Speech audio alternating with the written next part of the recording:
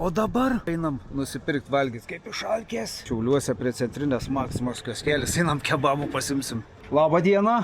Kebabų. Ne, čia kioskelis, bet ne kebabų, čia dešryčių kioskelis. O, rimtai?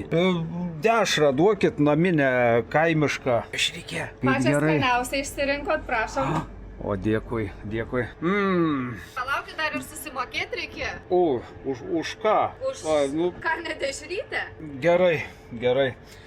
Susimokėsiu, kiek tik tai reikia. Skaniau už bet kokį kebabą. O ką dar turi čia pasiūlyti? Lašinukų, norit šašlikiuko, norit paštetuko, viską mes jums pasiūlysim. Labai gerai. Parodykit. Naminis. Žiūrėkit, dar ir agurkiukų prie šašlikiukų. Imu viską. Imu viską. Tai turėsit skanią vakarienę. Atvažiuokit ir jūs pamatysit. Nemaišykit, čia pas mus ne kebabų kioskelis, o mėsų. Mes esam Rūdės gatvėje prie centrinės Maksimos.